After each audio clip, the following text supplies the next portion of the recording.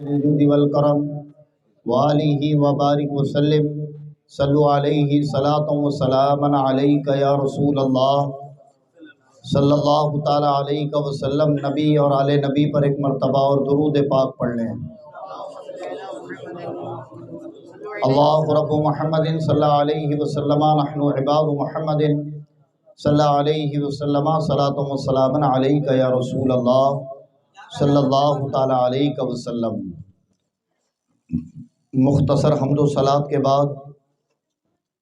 قرآن پاک کی بڑی مشہور آیت کریمہ تلاوت کرنے کا شرف حاصل کیا۔ آئیے متذکرہ آیت مقدسہ کے تحت گفتگو کرنے سے قبل ہم اور آپ اللہ رب العزت کی بارگاہ میں دعا کریں کہ اللہ اپنے حبیب کے صدقے طفیل مجھے حق کہنے کی توفیق عطا فرمائے، اور ہم شرکائے بزم کو حق سن کر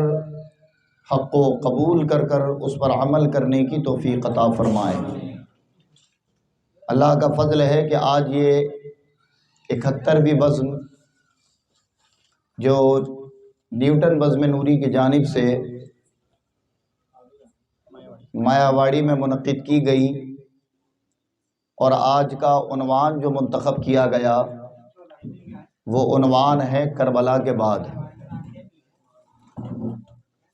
بڑی توجہ کے ساتھ گفتگو کو سماعت فرمانا ہے آپ لوگوں کو، اور بالکل بات چیت کرنا، اپنے ذہن کو ادھر ادھر لگائے رکھنا اسے برائے کرم بند کر دیں تو بہتر ہوگا۔ میں نے قرآن پاک کی جس آیت مقدسہ کی تلاوت کی، اللہ اپنے کلام میں ارشاد فرماتا ہے وَلَا تَقُولُوا لِمَنْ يُقْتَلُوا فِي سَبِيلِ اللَّهِ أَمْوَاتٌ، وہ لوگ جو اللہ کی راہ میں قتل کیے گئے انہیں مردہ نہ کہو، بَلْ أَحْيَاءٌ وَلَٰكِن لَّا تَشْعُرُونَ، وہ زندہ ہیں لیکن تمہیں ان کی زندگی کا شعور نہیں۔ یعنی ابھی حافظ جنید صاحب نے جو شعر کہا تھا کہ وہ شہید ہو کر بھی زندہ ہیں، تو یہ کسی شاعر کا جملہ نہیں بلکہ اللہ رب العزت کا کلام ہے۔ اور اللہ رب العزت نے شہداء کی حیات مطلقی طور پر ارشاد فرمائی کہ وہ ہر شخص جو اللہ کی راہ میں مارا گیا، اللہ کی رضا کے لیے اس دنیا سے گیا، وہ زندہ ہے، اسے مردہ نہ کہو۔ یہ ماہ محرم الحرام شریف ہے، اور اس کے ابتدائی عشرے میں 10 تاریخ کو امام علی مقام سید الشہداء امام حسین رضی اللہ تعالیٰ عنہ اور ان کے جملہ خانوادے نے اللہ کی رضا کے لیے اپنی قربانی پیش کی اور دین محمدی کو بچایا، اور صبح و قیامت تک اس کے پرچم کو بلند کر دیا۔ سوال یہ ہے کہ کربلا کی جنگ اکیلی کربلا میں پہلی بار نہیں ہوئی، جبکہ ہم تاریخ اسلام کو اگر اٹھا کر دیکھیں تو کربلا سے پہلے کئی جنگیں ہوئی ہیں، اور وہ جنگ اتنی متبرک کہ ان جنگوں میں خود مصطفیٰ جان رحمت امام الانبیاء محمد رسول اللہ صلی اللہ تعالی علیہ وسلم شامل رہے، جیسے جنگ بدر، جنگ خندق، جنگ احد، جنگ خیبر۔ ان تمام جنگوں میں آپ دیکھیں کہ صحابہ کے ساتھ ساتھ خود امام الانبیاء مصطفیٰ جان رحمت صلی اللہ تعالی علیہ وسلم بھی شامل رہے، لیکن ان جنگوں کا اتنا تذکرہ، اتنا تبصرہ اور اتنا اہتمام کے ساتھ ذکر یا آپ نے کبھی نہ دیکھا ہوگا اور نہ کبھی سنا ہوگا۔ لیکن جیسے ہی ماہ محرم الشریف کا آغاز ہوتا ہے تو ہر شہر، ہر گلی، ہر کوچے میں امام حسین رضی اللہ تعالیٰ عنہ کا ذکر بڑے زور و شور سے ہوتا ہے، اور تفصیلاً اس جنگ کے مناظر خطیب اپنی زبانوں سے بیان کرتے ہیں، شاعر اپنی شاعری میں بیان کرتے ہیں، مداحان منقبت پڑھ پڑھ کر ان مناظروں کو لوگوں تک پہنچاتے ہیں۔ تو ذہن میں سوال اٹھا کہ اس سے پہلے بھی جو جنگیں ہوئی ان میں بھی لوگ شہید ہوئے، صحابہ شہید ہوئے، ایک جنگ ایسی جس میں خود اللہ کے رسول پر وار ہوا اور آپ زخمی ہوئے، لیکن ضمناً اگر کبھی سیرت رسول پر کلام ہوتا ہے تو اس کا تذکرہ کر کر بات آگے بڑھا دی جاتی ہے۔ آخر اس میں وجہ کیا ہے؟ تو حضرات جب عقل لگائی گئی تو پتہ یہ چلا کہ کربلا سے پہلے جتنی بھی جنگیں ہوئیں یہ تمام جنگیں ہوئی ہیں دین پھیلانے کے لیے۔ کربلا سے پہلے جتنی بھی جنگیں ہوئیں یہ جنگیں ہوئی دین پھیلانے کے لیے، لیکن میدان کربلا میں جو جنگ ہوئی وہ دین بچانے کے لیے۔ اور ظاہر ہے کہ اگر میرے بنائے ہوئے کام کو کوئی بگاڑنا چاہے اور اس وقت میں اسے نہیں روک سکتا،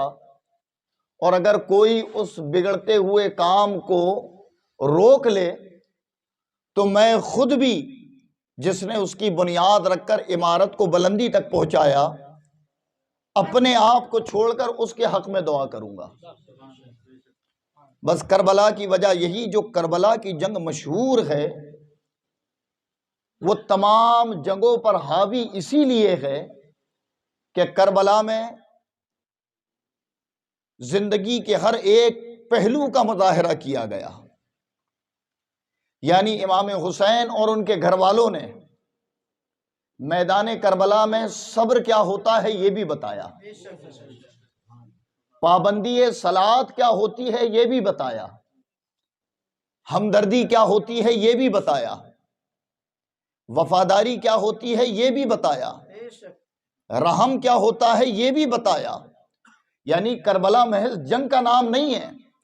بلکہ اگر کربلا کو اصل معنوں میں کوئی سمجھ جائے تو اس کی زندگی جینے کا طریقہ بدل جاتا ہے۔ اس لیے کہ صبر کسے کہتے ہیں، اگر کسی کو جاننا ہو تو کربلا میں جائے۔ اگر صلاۃ نماز کی اہمیت کیا ہے کسی کو جاننا ہو تو وہ کربلا کی جنگ کو دیکھے۔ وفاداری کس کو کہتے ہیں اگر دیکھنا ہو وہ تاریخ کربلا پڑھے۔ ہمدردی اور درگزر کرنا اور پھر ظالموں پر رحم کرنا یہ کسے کہتے ہیں تو وہ جا کر تاریخ کربلا پڑھے۔ یہ تمام چیزیں ایک ساتھ کربلا میں جمع تھی، اور اسی چیز کو امت محمدی تک پہنچانے کے لیے امام حسین نے خود کو اور اپنے گھر کے بچے بچے کو راہ خدا میں قربان کر دیا۔ کربلا میں ظلم و ستم کی وہ داستان رقم کی گئی ہے کہ اصل معنوں میں اگر اسے بیان کر دیا جائے تو کلیجہ پھٹ جاتا ہے۔ اور پھر بعد کربلا جو خانوادہ رسول کے ساتھ سلوک کیا گیا، شاید بہت سارے لوگ ایسے ہیں جنہوں نے نہیں سنا ہوگا ابھی تک کہ کربلا کے بعد ہوا کیا تھا۔ کہ آپ حقیقت میں اسے سمجھ جائیں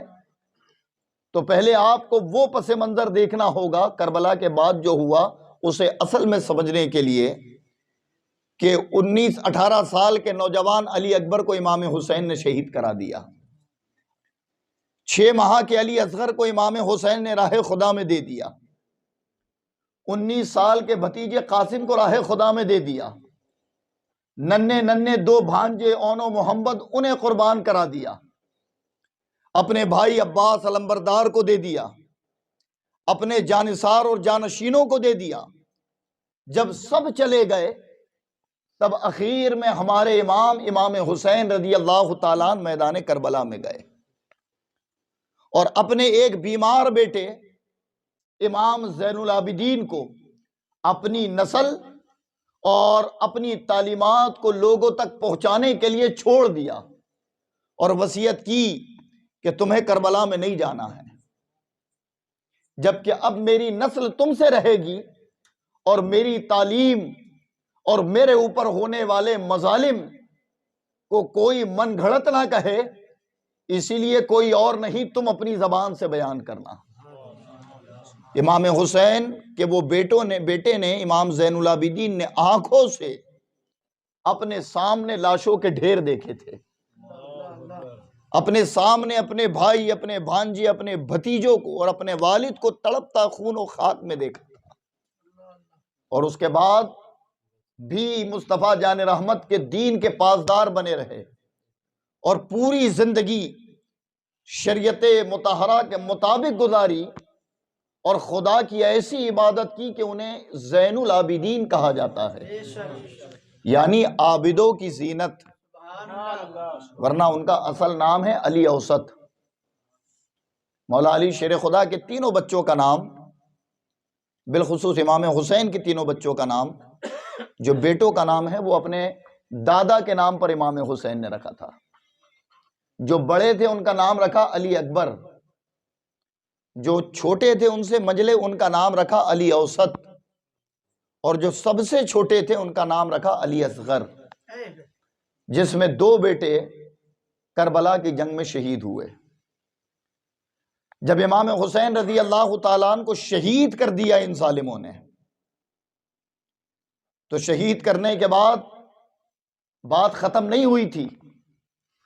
بلکہ امام پاک کے جسم سے کپڑے اتارے گئے تھے، اور پھر ان کے جسم سے کپڑے اتارنے کے بعد ان کے سر کو تن سے جدا تو کر چکے، ان کے جسم پر گھوڑوں کی ٹاپوں سے روندا گیا،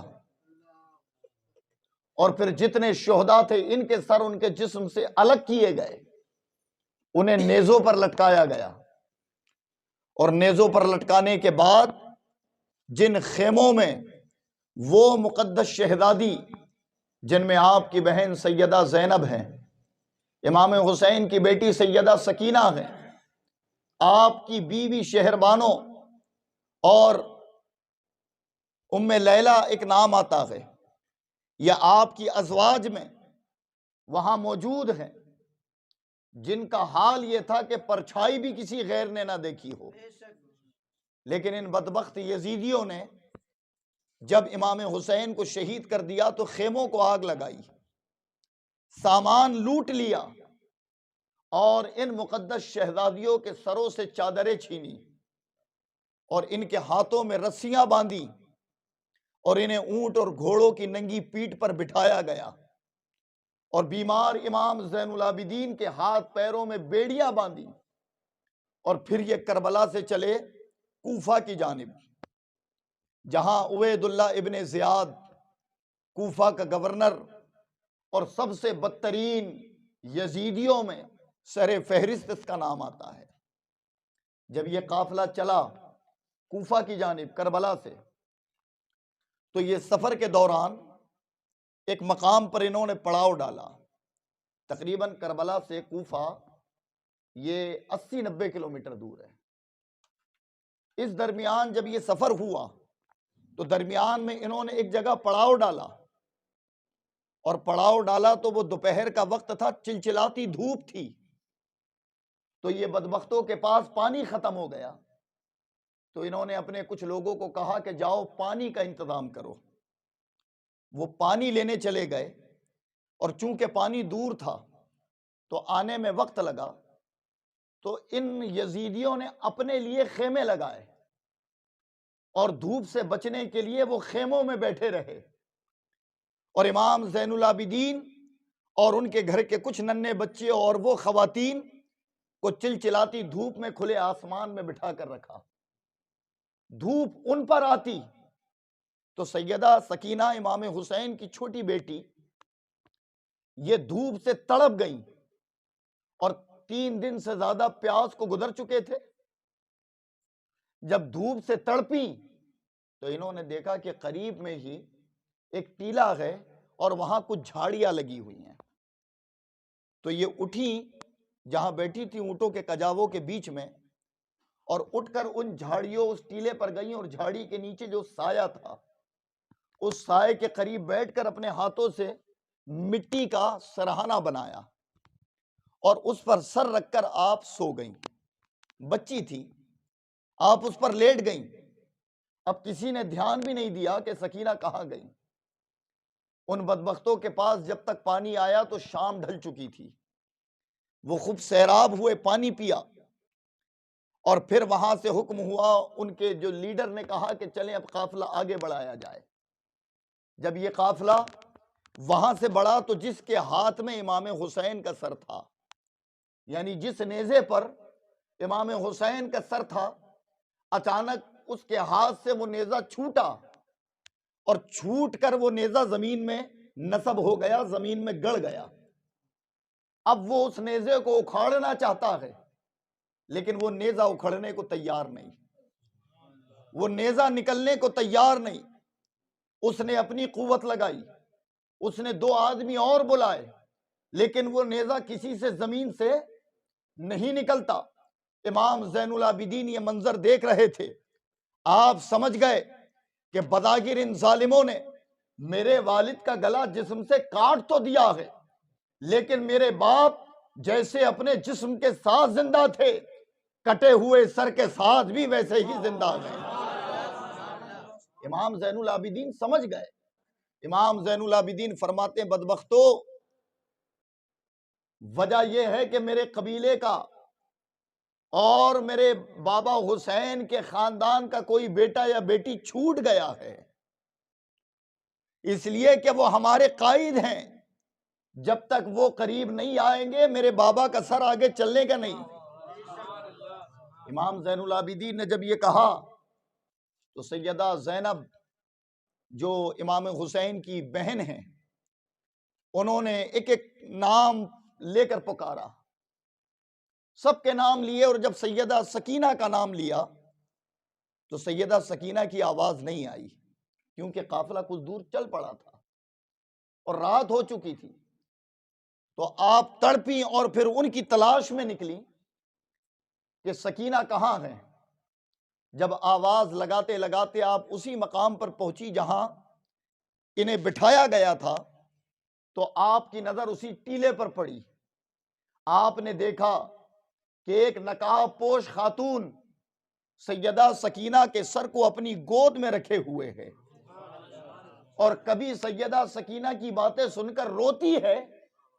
اور کبھی سیدہ سکینہ کو چومتی ہے، کبھی روتی ہے کبھی چومتی ہے۔ ان کو تعجب ہوا، اور وہ جب قریب گئیں تو کہتی ہیں کہ اے خاتون، تیرا بھلا ہو کہ اس پریشانی کے عالم میں کوئی ہمارا پرسان حال نہیں ہوا، تو نے ہماری اس بیٹی کا خیال رکھا،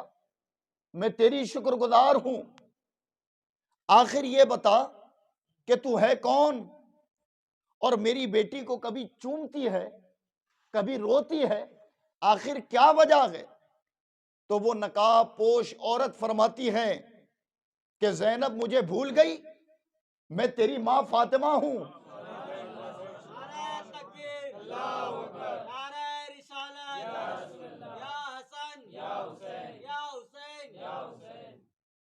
بیٹی مجھے بھول گئی، میں تیری ماں فاطمہ ہوں۔ اور سکینہ سے پوچھ رہی تھی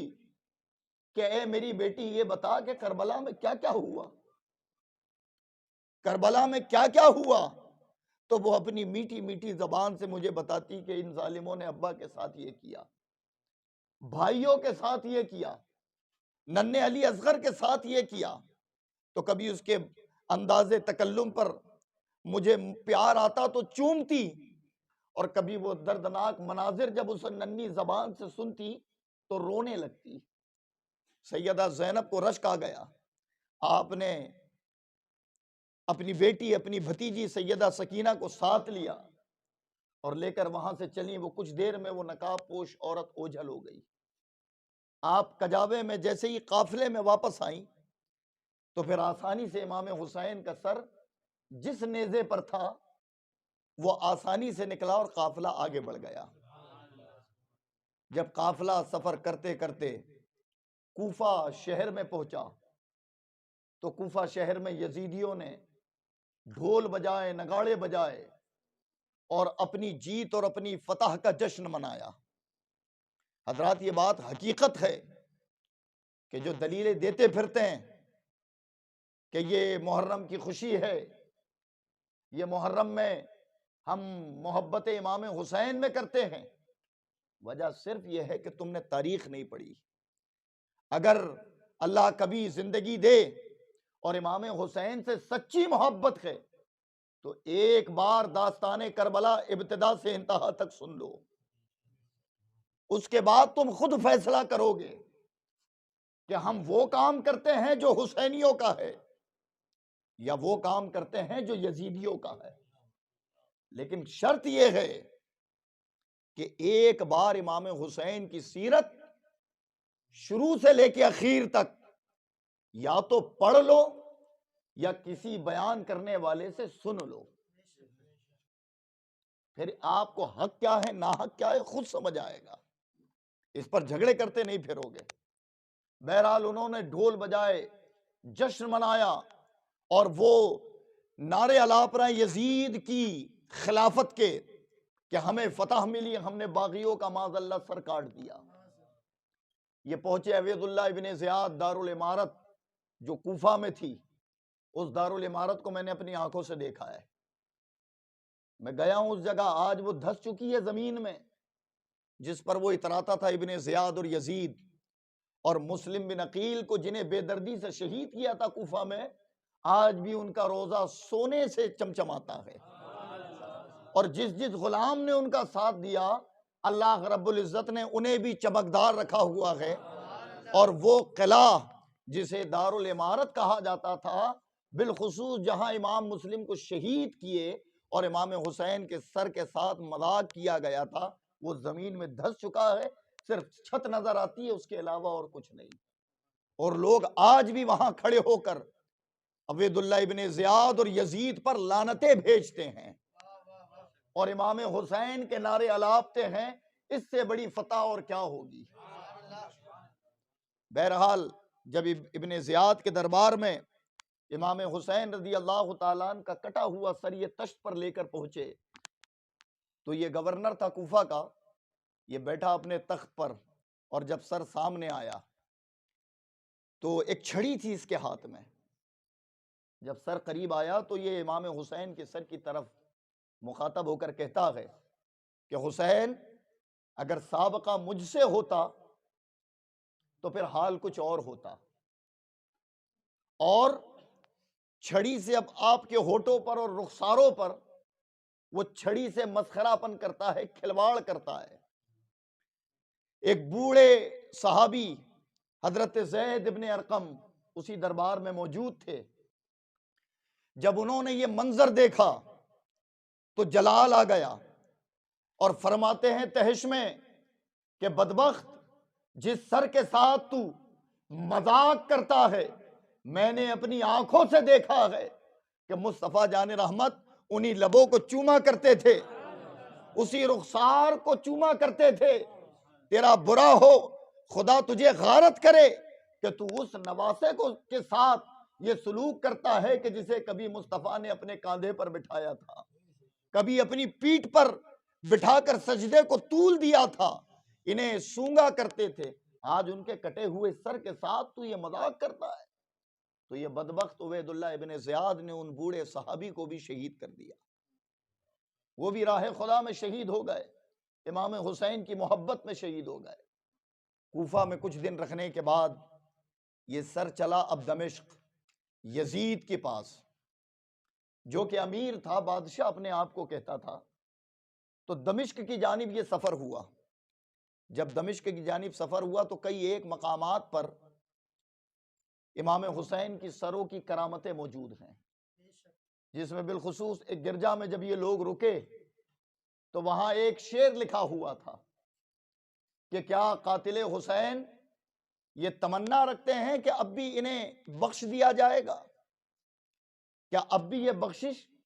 کی تمنا رکھتے ہیں؟ تو یزیدیوں نے وہاں کے پادری سے پوچھا کہ بتائیں یہ دیوار پر جو جملہ لکھا ہے، اشعار لکھے ہیں، یہ کب سے لکھے ہیں؟ تو وہ کہتا ہمیں نہیں معلوم، لیکن ہاں ہم نے اتنا سنا ہے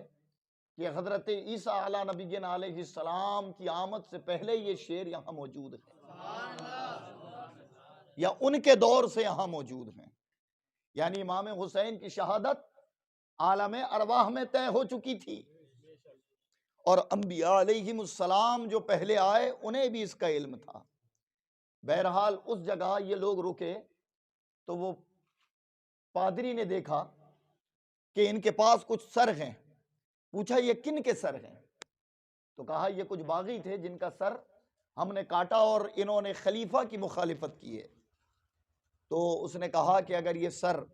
ایک رات کے لیے مجھے دے دو،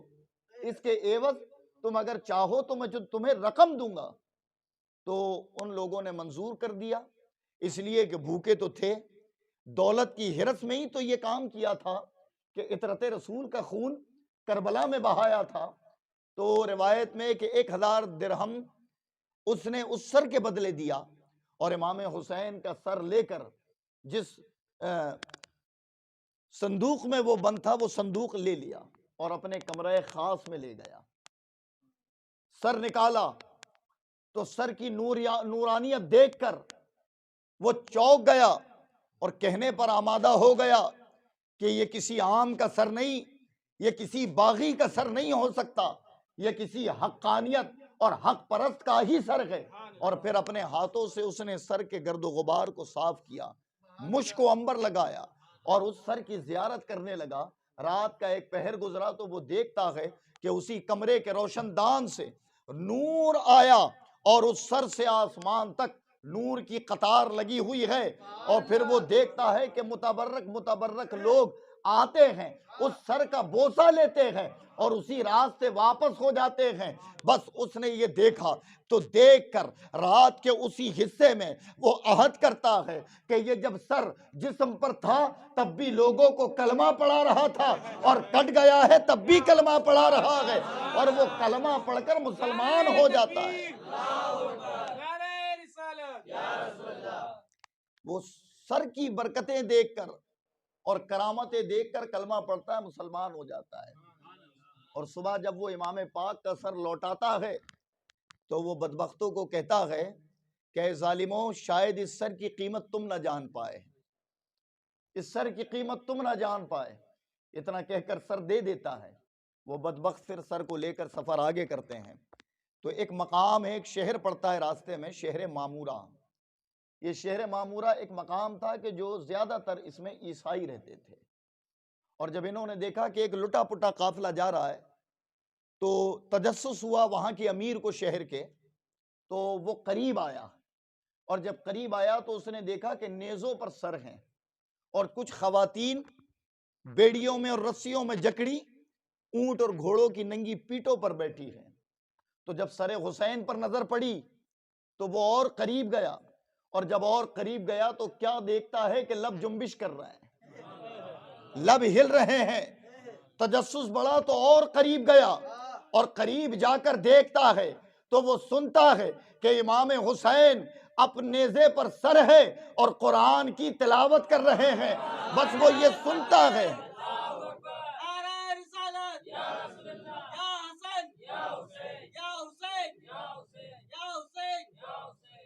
وہ دیکھتا ہے کہ سر قرآن کی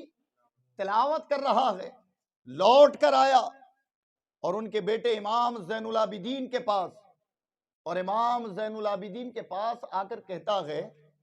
کہ اے شہزادے یہ بتاؤ کہ یہ سب سے آگے جو نیزے پر سر ہے وہ کس کا ہے؟ تو امام زین العابدین فرماتے یہ میرے ابا کا سر ہے۔ کہا تمہارے ابا کا تعلق کن لوگوں سے ہے؟ تو کہا میرے ابا نواسہ رسول ہیں، نواسہ رسول مسلمانوں کے نبی کے نواسے ہیں۔ کہا جب نواسے کا یہ عالم ہے تو نانا کا حال کیا ہوگا؟ اور وہ اس وقت مسلمان ہوتا ہے اور اپنے شہر جاتا ہے اور شہر کے لوگوں کو کہتا ہے کہ اے میرے شہر کے باشندوں، میں مان جاؤ حضرت عیسیٰ نے جو بشارت دی تھی، میں آج اس کی حقانیت نواسۂ رسول کے کٹے ہوئے سر میں دیکھ کر آیا ہوں، میری مانو اور کلمہ پڑھو۔ وہ روایت کہتی ہے کہ پورا شہر مسلمان ہو جاتا ہے۔ اچھا، جب وہ مسلمان ہو جاتے ہیں تو پھر وہ ایک فوج لے کر آتا ہے امام زین العابدین کے پاس، اور آ کر کہتا ہے کہ اے شہزادے، اگر اجازت ہو تو یہ بدبخت جنہوں نے آپ کو اس حال پر پہنچایا ہے، ہم ان سے انتقام لیں اور ابھی ان کی اینٹ سے اینٹ بجا دیں گے۔ تو امام زین العابدین پر قربان جائیں،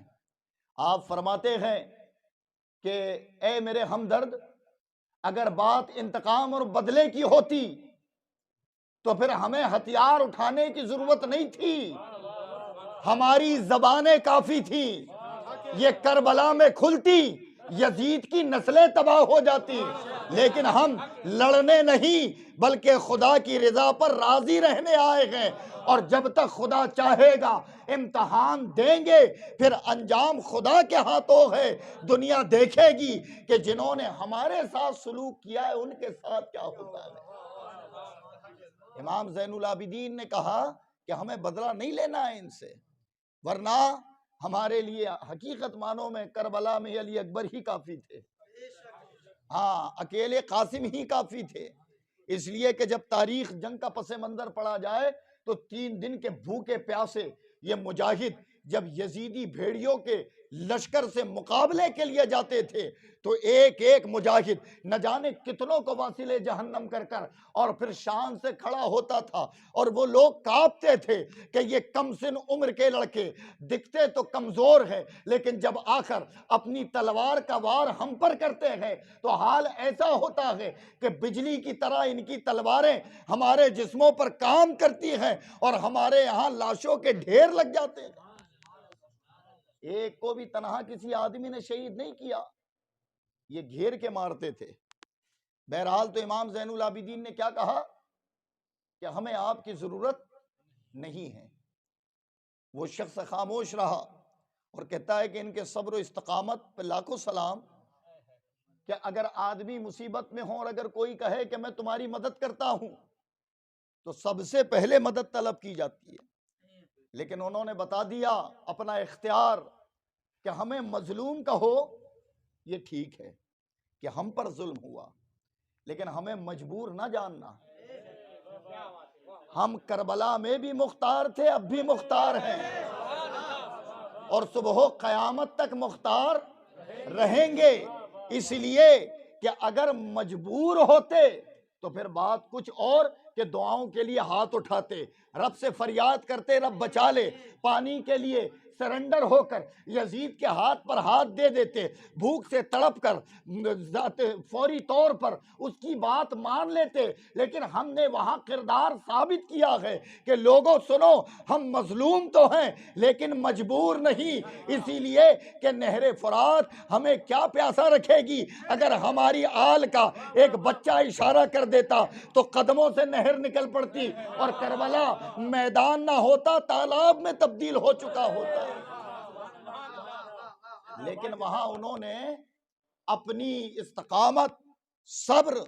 اور امتحان دیا اور دنیا کو بتا دیا کہ امتحان میں نقل بزدل مارا کرتے ہیں، ہاں قابل امتحان میں نقل مارا وہ اپنی محنت کا مظاہرہ کرتے ہیں، سمجھ آئی؟ ہاں سہارا نہیں لیا جاتا امتحان میں، ورنہ وہ آل تو وہ آل تھی، مصطفیٰ کا گھرانہ تو وہ گھرانہ تھا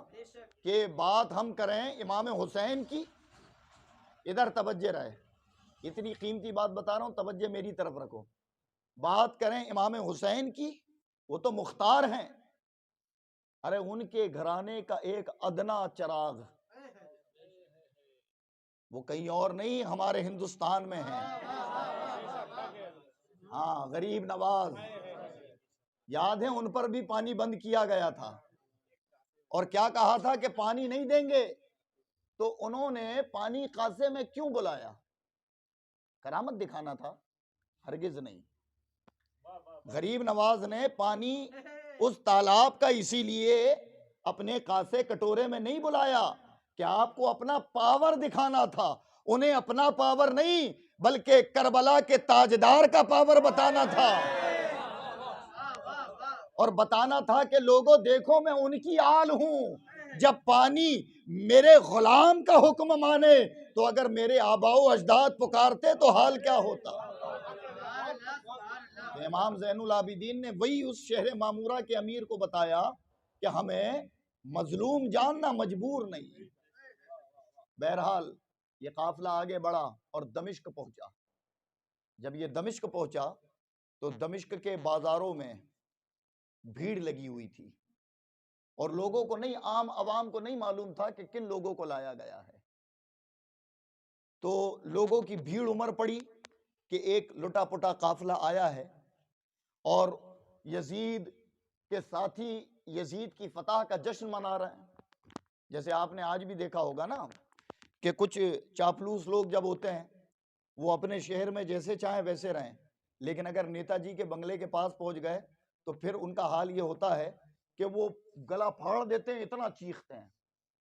تو یہ یزیدی ادھر تو چپ رہے، لیکن جیسے ہی گئے یزید کے شہر میں پہنچ گئے تو پھر انہوں نے اور زیادہ شور و غل شروع کر دیا، اور زیادہ یہ نعرے لگانے لگے، جشن منانے لگے۔ تو حال یہ ہوا کہ عورتیں وہاں چھتوں پر آ گئیں اور دیکھنے لگی وہ مناظر کہ آخر منظر کیا ہے۔ تو ایک بوڑھی عورت تھی، وہ بھی اپنے چھت پر کھڑی تھی اور منظر دیکھتی تو نظر پڑی کہ کچھ قیدی آئے ہیں جن کو رسیوں سے باندھا گیا ہے، اس میں ایک نوجوان ہے جس کو بیڑیوں میں جکڑا گیا ہے اور باقی سر نیزوں پر ہیں۔ تو وہ بوڑھی عورت نے جب اپنے گھر کے چھت سے یہ منظر دیکھا تو فوراً کچھ یاد آیا اسے، اور وہ اپنے گھر میں داخل ہوئی، اور گھر میں جو کچھ تھا اس کے پاس، کچھ چادریں تھیں، پانی کا مشکیزہ بھرا، کچھ کھجوریں لے لی، اور وہ سب اکٹھا کر کر وہ پہنچی سیدھے سیدہ زینب کے پاس۔ سیدہ زینب کے پاس پہنچی اور سیدہ زینب کو آواز لگائی تو شور کی وجہ سے آواز کانوں پہ نہیں گئی، تو اس نے سیدہ زینب کو ہاتھ لگائی۔ سیدہ زینب نے پلٹ کر دیکھا تو کہا بیٹی یہ لو پانی، یہ اپنے لوگوں کو پلا دو، یہ کھجوریں ہیں انہیں تقسیم کر دو، اور یہ چادریں ہیں تم جسے چاہو یہ چادریں دے دو تاکہ یہ بے چادر سروں کی جو شہزادیاں ہیں ان کے سروں پر چادریں آ جائیں۔ سیدہ زینب نے لیا اور لینے کے بعد اسے تقسیم کر دیا۔ جب تقسیم کر کر فارغ ہوئی تو اس بوڑھی عورت کی طرف متوجہ ہو کر آپ کہتی ہیں کہ ماں یہ بتا کہ کربلا سے لے کر اب تک کسی نے ہماری مدد نہیں کی، کوئی ہماری پرسان حالی کے لیے نہیں آیا، تو آخر کون ہے جو اس بھیانک ماحول میں ہماری امداد اور مدد کر رہی ہے؟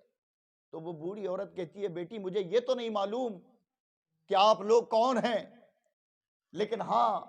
میں جب جوان تھی تو مدینے میں رہا کرتی تھی، اور مدینے میں کسی اور کی نہیں سیدہ فاطمہ کی کنیز تھی، تو ایک عرصے ان کی غلامی کی۔ جب میں ان کی کنیز تھی تو زینب چھوٹی تھی، اسے گود میں کھلاتی تھی، حسین چھوٹے تھے انہیں گود میں لیا کرتی تھی، اور جب ایک مدت تک میں نے خدمت کی اور میں نے اجازت مانگی کہ اے ملکہ جنت اب مجھے اجازت دیں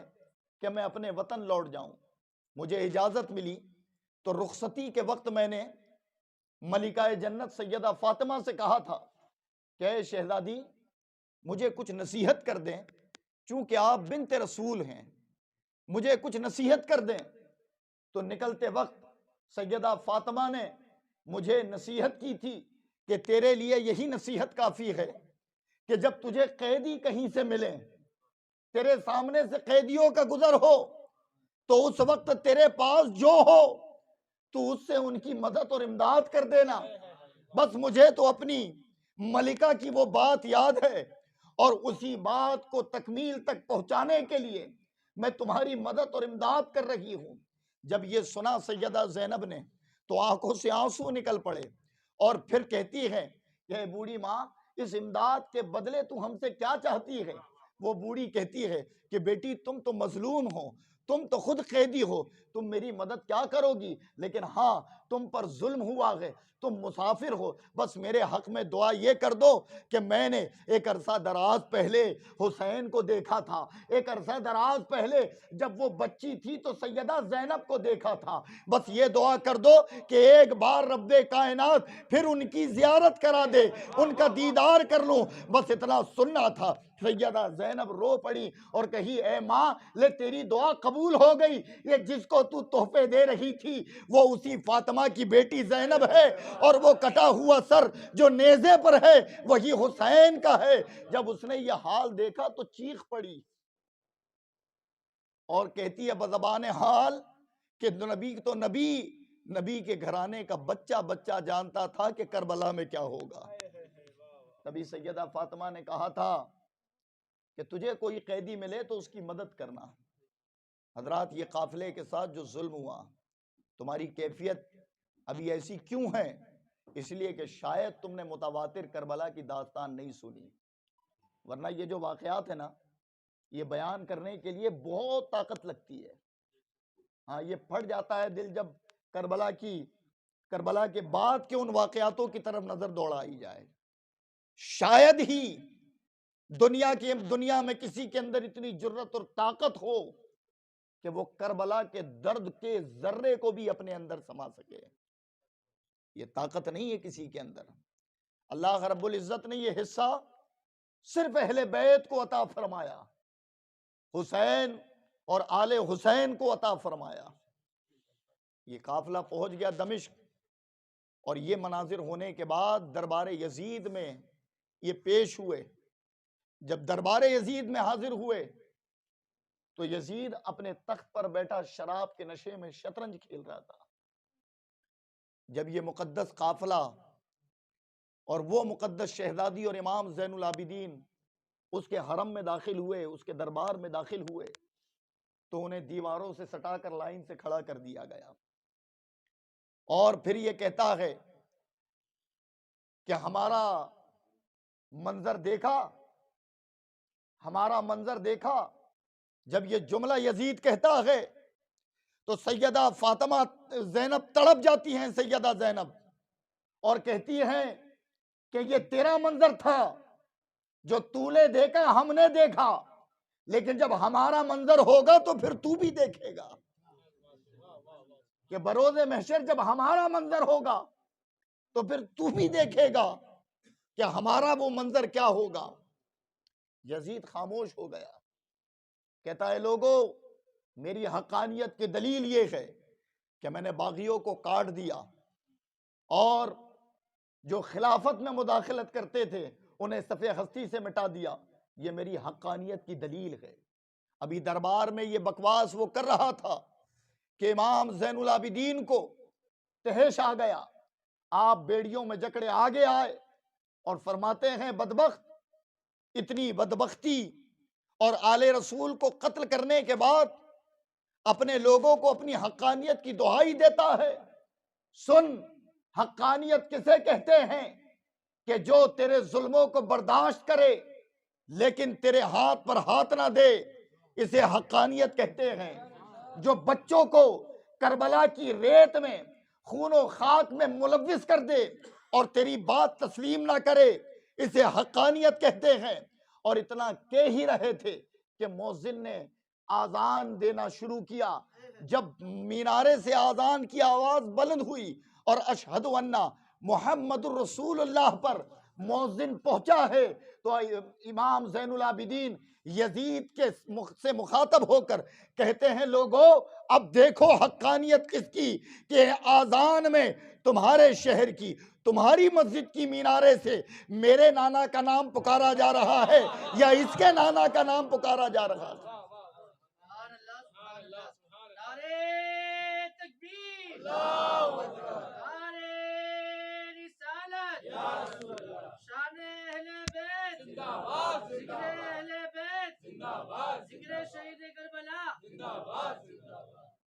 فرماتے ہیں کہ حقانیت کیا ہے کہ اس کے نانا کا نام پکارا گیا یا میرے نانا کا نام۔ دربار یزید میں سناٹا چھا گیا۔ حضرات ابھی یہ گفتگو چل رہی تھی کہ جو شام کے کچھ شہری لوگ تھے جنہیں کچھ نہیں معلوم، جنہیں لگا کہ کچھ ایک مہم سر کر آئے ہیں تو کچھ قیدیوں کو لائے ہیں، اور چونکہ مال غنیمت اس دور میں جو بھی بچتا تھا انہیں جیتی ہوئی قوم اپنے ساتھ رکھتی تھی، تو یہ مقدس شہزادیاں جن میں خواتین رسول پاک کے گھرانے کی بیٹیاں، امام حسین کی بہن ہیں، امام حسین کی بیٹی ہیں، امام حسین کی بیویاں ہیں، یہ سب بیٹی، تو ایک بیٹی اور تھی امام حسین کی، سیدہ فاطمہ بنت الحسین، یعنی امام حسین کی ایک بیٹی کا نام بھی فاطمہ ہے۔ وہ بیٹی کم سن عمر تھی، تو ایک شامی آیا رئیس، جب داخل ہوا دربار میں، سوچیں آپ کہ وہ منظر کیا ہوگا کہ جن کی پرچھائی بھی کسی نے دیکھی ہو، وہ بغیر پردہ یزید کے دربار میں کھڑی ہیں۔ جب وہ شامی اندر داخل ہوا تو اس نے نظر ماری تمام خواتین پر،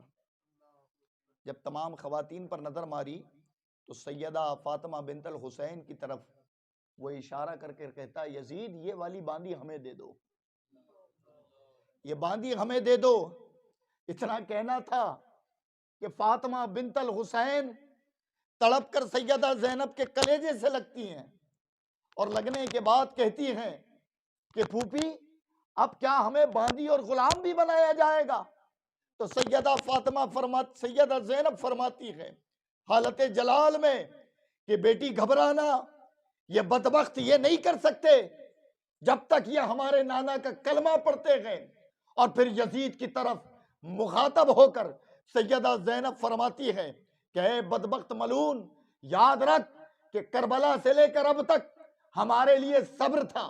ہم خدا کی رضا پر راضی تھے، لیکن تو نے اگر بنت رسول اور نبی کی شہزادیوں کی طرف اپنی نظر کیا نیت میں بھی خرابی لائی تو زینب اپنے آنچل کو اٹھا کر بس ایک مرتبہ اپنے رب کو پکارے گی تو اس کا عذاب تجھ پر نازل ہوگا اور تو نہیں، تیری نسلیں تباہ ہو جائیں گی۔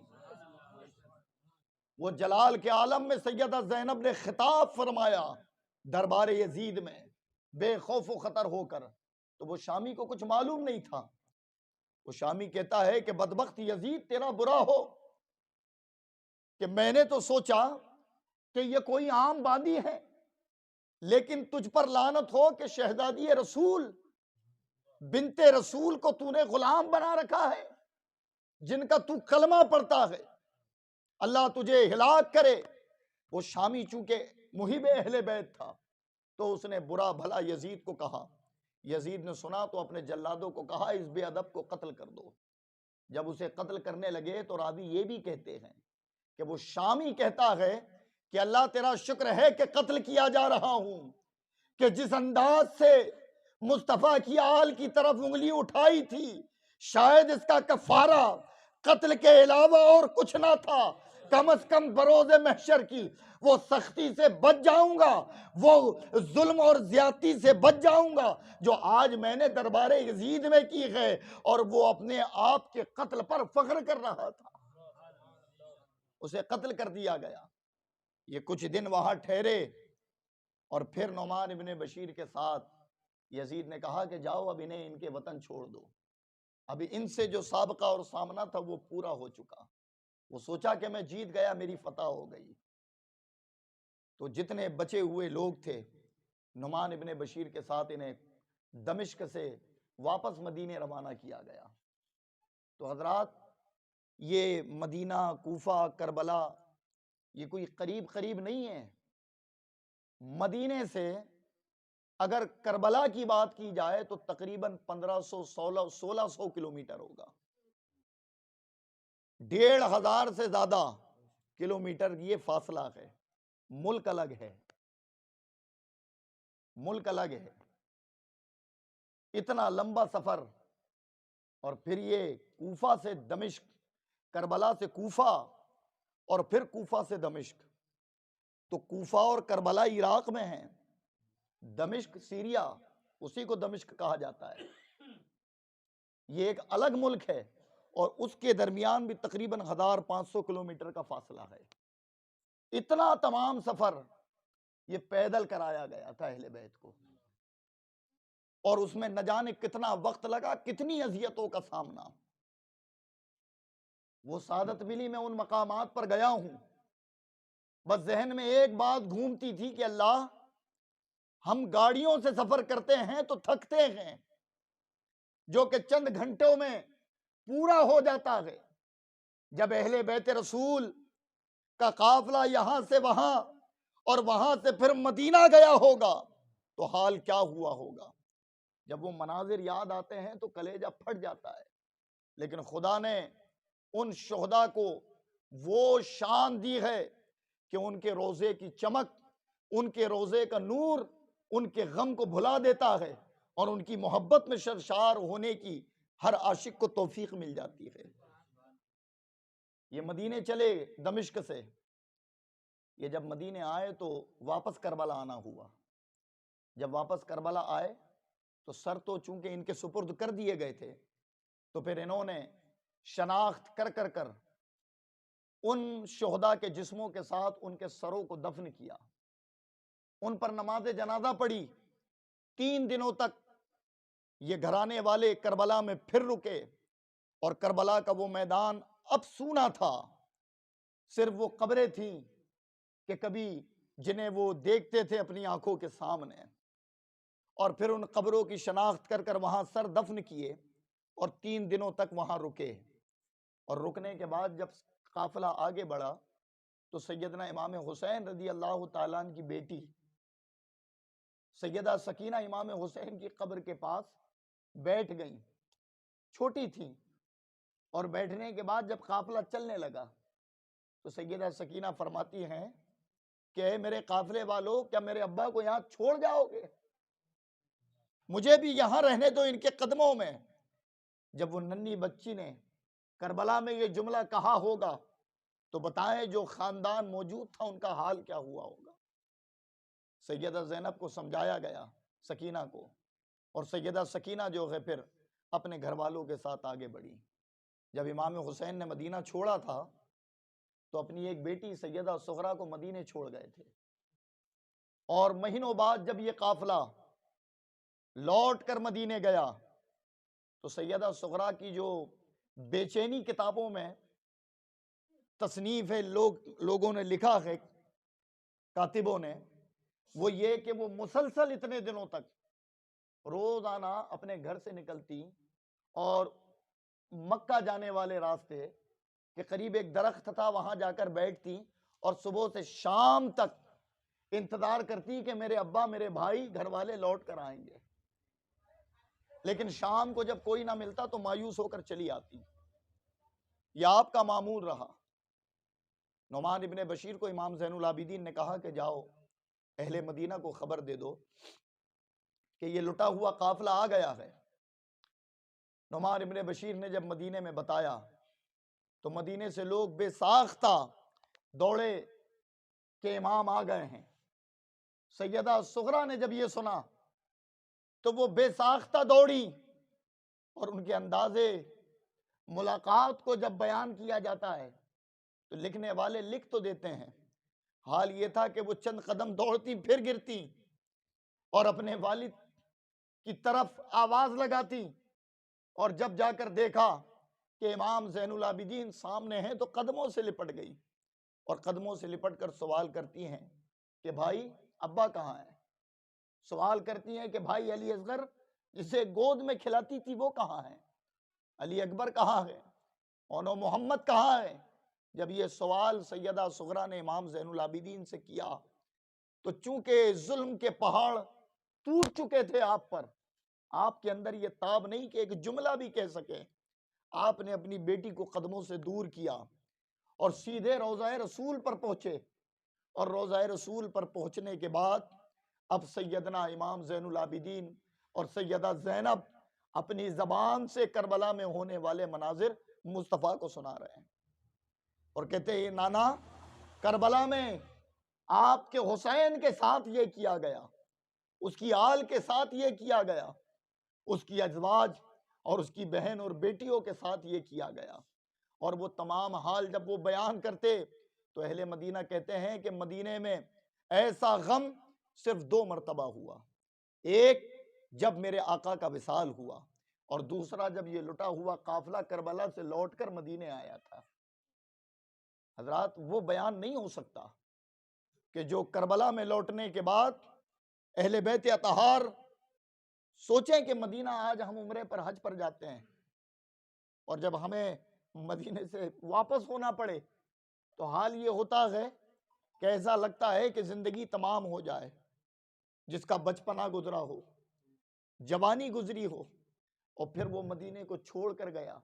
اور جو لوگ گئے انہوں نے وہ مناظر دیکھ کر جب مدینے آئے، اور پھر ظاہر مدینے میں دونوں عالم کے تاجدار ہر غریبوں کے غم گسار ہیں، جب ان کی بارگاہ میں کربلا کے ان مناظروں کو بیان کیا گیا ہوگا تو اس وقت میرے آقا کی کیفیت کیا ہوگی؟ ہے کوئی دنیا میں جو اسے بیان کر سکے؟ بس یہ ہے کہ خواب میں فضل فرماتی ہیں کہ میں نے خواب میں رسول اللہ کو دیکھا کہ آپ کے بال بکھرے ہوئے ہیں، جسم پر گرد ہے، اور آنکھوں سے زاروں قطار آنسو جاری ہیں۔ میں نے پوچھا یا رسول اللہ آپ کا یہ حال؟ فرمایا میرے حسین کو کربلا میں شہید کر دیا گیا ہے، میرے حسین کو کربلا میں شہید کر دیا گیا ہے۔ اس کے بعد بھی یہ یزید نے ختم نہیں کیا معاملہ، اس نے مکے کے ادب کو، مدینے کے ادب کو پامال کیا۔ امام زین العابدین جب مدینے میں رہنے لگے تو کربلا کے بعد آپ 40 سال اور زندہ رہے، 40 سال تک امام زین العابدین زندہ رہے، اور ان 40 سالوں میں کبھی امام زین العابدین نے کسی سے مسکرا کر بات نہیں کی، کبھی نہیں مسکرائے آپ نے کبھی بھی ٹھنڈا پانی نہیں پیا۔ آپ جب بھی ٹھنڈا پانی کوئی پیش کرتا تو زاروں قطار رونے لگتے ہیں، اور کہتے ہیں کہ لوگوں مجھے ٹھنڈا پانی نہ دیا کرو، کہ جب یہ ٹھنڈے پانی کا پیالہ میرے ہاتھ میں آتا ہے تو مجھے میرے بھائی علی اصغر کی پیاس یاد آتی ہے، اور جب کوئی میرے سامنے بچہ روتا ہے تو اس کی آواز کانوں میں نہ پڑنے دیا کرو، کہ وہ بچوں کا تڑپنا اور تلملانا مجھے کربلا کا یاد آتا ہے۔ حال تو یہ ہے کہ جب کبھی اتفاقاً امام زین العابدین مدینے کے بازار میں نکلتے اور مدینے کے بازار میں جاتے تو جو گوشت فروش تھے نا، گوشت بیچنے والا، وہ اپنی دکان چھوڑ کر بھاگ جاتا اور اپنے گوشت پر کپڑا ڈال دیتا۔ اتفاق ایک بار یہ ہوا کہ ایک شخص گوشت لینے آیا تو امام زین العابدین کو آتے دیکھا، جب گوشت نے بیچنے والے نے اس نے کپڑا ڈالا اور وہاں سے دور ہٹ گیا، تو وہ شخص کہتا عجیب بات ہے، ہم تم سے لینے آئے تم دکان بند کرتے ہو؟ تو وہ کہتا دیکھ امام آ رہے ہیں۔ کہا امام زین العابدین آ رہے ہیں؟ تو کہا کیا ہوا؟ تو کہا کہ جب وہ آتے ہیں اور وہ کٹے ہوئے گوشت کو دیکھتے ہیں تو بس وہیں کھڑے ہو کر زاروں قطار رونے لگتے ہیں، اور انہیں کربلا کے منظر اور وہ قتل و غارت گری یاد آ جاتی ہے، تو وہ روئے نہ، انہیں اذیت نہ پہنچے، اس لیے ہم اپنی دکانوں پر کپڑا ڈالتے ہیں تاکہ وہ خاموشی سے نکل جائیں اور ان کے وہ زخم پھر سے تازہ نہ ہوں۔ لیکن حضرات امام زین العابدین نے پوری زندگی مصطفیٰ جان رحمت اور اپنے والد کی تعلیم کو عام کرنے میں گزاری۔ عبادت ایسی کہ دن و رات عبادت کرتے، ہمہ وقت عبادت میں مصروف ہوتے، اور آپ نے 40 سالوں تک دین محمدی کی تبلیغ فرمائی۔ اور یہ بھی دیکھیں تاریخ کا، کیونکہ یہ بہت بڑی تاریخ ہے نا، یہ اتنے سے وقت میں کمپلیٹ نہیں ہوتی، یہ 10 دن میں نے مسلسل بیان کیے، 11-12 دن، تب جا کر یہ تاریخ تسلسل کے ساتھ کسی تک پہنچی ہے۔ بہرحال یزید کا بھی خاتمہ ہوا، اس کو ایسی بیماری ہوئی کہ وہ بستر میں ہی گندگی کرتا تھا، اور پھر وہ تڑپ تڑپ کر بھوکا اور پیاسا اپنے بسترے پر مرا، یعنی لوگ اس کے کمرے میں جاتے تو مارے بدبو کے نکل آتے تھے۔ یہ یزید کا حال ہوا۔ مختار ثقفی نے، جو کوفہ کے گورنر بنے، انہوں نے یزیدیوں سے بدلہ لیا۔ عبداللہ ابن زبیر بنے خلیفہ، اور جب یہ بدلہ لے رہے تھے تو ایک یزیدی بھاگ کر، یہ سب سے حاصل کلام بات ہوتی ہے، یہ سب سے اہم بات ہے داستان کربلا اور بعد کربلا پر، ایک یزیدی بھاگ کر مدینے آ گیا، اور مدینے میں آ کر وہ کسی اور کے پاس نہیں، امام زین العابدین کے دروازے پر۔ امام زین العابدین نے اسے دیکھا تو اپنے خادموں سے کہا جاؤ اس کے رہنے کھانے کا انتظام کرو۔ 3 دنوں تک وہ رہا، اور 3 دن جب گزر گئے تو پھر اس کو جانا تھا، تو امام زین العابدین آئے، رخصتی دی، لیکن اس کے قدم نہیں بڑھتے آگے۔ تو امام فرماتے کیا بات ہے، کیا آپ کو جانا نہیں ہے؟ تو وہ شخص کہتا ہے کہ حضور جانا تو ہے، لیکن شاید آپ نے مجھے پہچانا نہیں، شاید آپ نے مجھے پہچانا نہیں۔ امام زین العابدین اتنا سنتے ہیں، آنکھوں میں سرخی آ جاتی ہے، اور فرماتے ہیں میں تجھے کربلا کے دن سے جانتا ہوں۔ کیا فرمایا؟ میں تجھے کربلا کے دن سے جانتا ہوں۔ جب وہ شخص اتنا سنتا ہے تو کہتا حضور جب آپ مجھے کربلا کے دن سے جانتے ہیں تو پھر یہ شفقت، یہ مہربانی، یہ پیار کیوں؟ تو امام زین العابدین کا یہ جملہ اگر سمجھ آ جائے تو زندگی جینے کا طریقہ بدل جائے گا۔ امام زین العابدین فرماتے ہیں کہ کربلا میں جو تم نے کیا وہ تمہارا کردار تھا، اور ہم جو کر رہے ہیں یہ ہمارا کردار ہے۔ نعرے تکبیر، نعرے رسالت، شان اہل بیت، مقام اہل بیت، ذکر شہداء۔ حضرات سوچے کن لوگوں کو معاف کیا امام زین العابدین نے؟ کس کو معاف کیا؟ جو 1-2 تھپڑ مارنے والا نہیں تھا، بلکہ آنکھوں کے سامنے باپ کو، بیٹوں کو، بھانجوں کو قتل کرنے والا تھا، ان کی بہن، بیٹیاں اور مقدس خواتین کے ادب کو پامال کرنے والا تھا، جو بیڑیاں ڈال کر شہر شہر، گلی اور نگر نگر گھمانے والا تھا۔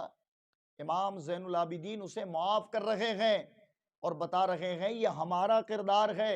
اس لیے کہ ہم رحمت للعالمین کے نواسے ہیں۔ یہ ہمارا کردار، یعنی امتیوں کو تعلیم دے دی کہ جب تک خدا کے لیے تھا تو صبر کیا، اب جب اپنی ذات پر آ گئی تو رحم کیا، اور تعلیم دی کہ جب خدا کے لیے ہو تو پھر سر کٹا دو، پرواہ نہ کرو، لیکن اپنی انا کے لیے ہو تو اگر صبر کرنا پڑے تو تمہارا صبر ضائع نہیں بلکہ صابروں میں تمہیں شمار کیا جائے گا، اور ان صابروں میں تمہیں گنا جائے گا جو صابر کربلا میں موجود تھے۔ لیکن آج حال یہ ہے کہ لب پر نعرہ یا حسین اتنا چیخے کہ گلا پھاڑ لیے، سگے بھائی سے دشمنی ہے، یا حسن یا حسین مولا علی کے نعرے لگا رہے ہیں، پڑوسیوں کو اذیت دے ہوئے ہیں، باپ بیٹے سے تعلق منقطع کیا ہوا ہے، اپنی ذرا ذرا سی انانیت میں، جبکہ ہماری تمہاری اوقات کچھ نہیں۔ ہمارا نسب اگر اٹھا کر کوئی پڑھ لے تو 2-4 پشتوں کے بعد تم خود جانتے ہو کہاں جاؤ گے تم۔ اس کے بعد ایٹیٹیوڈ، گھمنڈ، تکبر ہمارے اندر،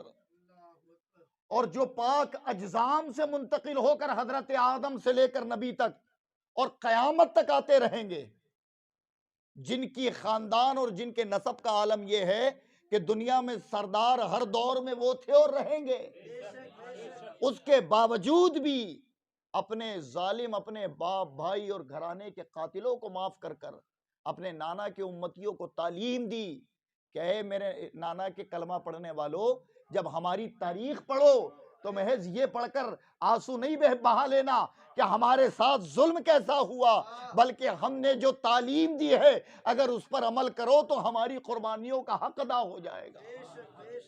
اور یہ بات حقیقت ہے۔ ہم چیخ لیتے ہیں، چلا لیتے ہیں، لیکن پوچھیں تو یار میرے بھائی سے میری نہیں پٹتی، وجہ کیا ہے؟ تو اس نے زمین تھوڑا بڑھا کر گھر بنا لیا، بھائی سے نہیں پٹتی، کہا یار کہ اس نے میرے پیسے نہیں دیے، اس نے مجھے فلاں کہہ دیا، تو جو حسینی ہوگا وہ اپنوں کو درگزر کرے گا، وہ صبر کرے گا۔ اس کا نام بزدلی نہیں ہے۔ بزدلی کس کا نام ہے؟ اپنوں پر تشدد کرنے کا نام بزدلی، اپنوں کو دور کرنے کا نام بزدلی ہے۔ مرد اور دلیر تو اسے کہتے ہیں کہ جو ظالموں پر رحم کرے، صابر بنے اور ان کے ساتھ شفقت کرے، وہی ایمان والا ہے۔ اب ہمیں غور کرنا ہے کہ کیا ہمارے اندر یہ صفت موجود ہے؟ باپ بھائی رشتہ دار پڑوسی تو کنارے گئے، لوگوں نے ماں باپ کے ساتھ یہ سلوک کر رکھا ہے۔ ہاں حج کرائے، عمرہ کرائے، پتہ چلا ماں باپ بوڑھے بیچارے کمرے میں پڑے، ان سے اجازت بھی نہیں لی، ان کی باتوں کا جواب نہیں دیا، اور پھر اگر پوچھ لیا جائے تو ان سے بڑا عاشق امام حسین کا اور کوئی نہیں، ان سے بڑا محب کوئی نظر ہی نہیں آتا، اور ان کی محبت بھی صرف ایک تاریخ کو اجاگر ہوتی ہے، 10 تاریخ کو، ہے نا۔ امام حسین کی محبت جس کے پاس ہو وہ شرابی نہیں ہوتا، وہ بے نمازی نہیں ہوتا، وہ شریعت کا پامال نہیں ہوتا۔ آج ہمارا حال یہ ہے کہ زبان پر دعوی حسین، محبت حسین، اور یہ پیشانی مسجدوں میں جھکنے کو تیار نہیں۔ آج بھی امام پکار رہا ہے آؤ کامیابی کی طرف، فلاح کی طرف، لیکن ہم مسجدوں کی طرف نہیں بڑھتے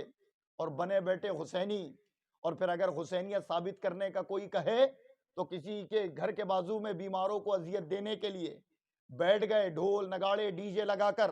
اور اسے بجا بجا کر کسی ہارٹ کے پیشنٹ کو تکلیف پہنچائی، کسی چھوٹے دودھ پیتے بچے کی نیند خراب کی، کسی بیمار کے سکون کو برباد کیا، اور اس کو کہا کہ یہ حسینیت ہے؟ تو یہ ہرگز نہیں۔ حسینیت ہے مصطفیٰ کے دین پر چلنے کا نام۔ ہاں، اور یاد رکھو جو مولوی تمہیں اس کی دلیلیں دیتے ہیں نا، میرا یہ دعویٰ ہے، دعویٰ کہ وہ کربلا سے اس کا کوئی بھی کنیکشن بتا دیں، یہ خرافاتوں کا ایک کوئی بھی کنیکشن امام حسین یا کربلا کی جنگ سے بتا دیں، وہ جو کہیں گے وہ دینے کو تیار، کوئی کنیکشن نہیں۔ یہ تو ہماری بنائی ہوئی رسمیں ہیں جس کو ہم نے کربلا سے جوڑ دیا۔ بہرحال جو اس میں جائز چیزیں ہیں وہ تو ٹھیک، لیکن ناجائز چیزوں سے بچنا یہ حسینیت، سمجھ آئی؟ اس کا نام حسینیت ہے۔ اور پوشیدہ لفظوں میں ایسا نہیں سوچو کہ مجھے منع کیا گیا ہے بولنے کا، یہ بالکل دماغ میں نہیں لانا کہ میں کھلے ہوئے الفاظ، چھپے ہوئے الفاظوں میں کہہ رہا ہوں تو تم میں سے کسی کا ڈر ہوگا مجھے، ایسا بالکل بھی نہیں ہے۔ بس یہ ہے کہ میں اپنا وقت ضائع نہیں کرنا چاہتا، سمجھ آئی بات؟ اپنا وقت ضائع نہیں کرنا چاہتا، اس لیے میں نے پوشیدہ الفاظوں میں بول دیا، ورنہ کھل کر بھی بول سکتا ہوں، مجھے کسی کا ڈر نہیں، اس وجہ سے کہ جو حسین کی اصل کو جانے گا پھر کہیں نہ کہیں حسینی کردار تو اپنانا ہوگا نا، حسینی کردار تو اپنانا ہوگا۔ تم مجھے سرٹیفکیٹ تھوڑی دو گے کہ میں بخشا جاؤں گا یا نہیں جاؤں گا، تمہارے سننے سے ہی میری تقریر کو نکھار تھوڑی ملے گا۔ ہاں، شرط یہ ہے کہ جو ہم بول رہے ہیں، جن کے لیے بول رہے ہیں، وہ قبول کر لیں، دنیا بھی کامیاب ہے، آخرت بھی کامیاب ہے۔ بہرحال تو کوشش کریں، حسینیت اصل کس کا نام ہے؟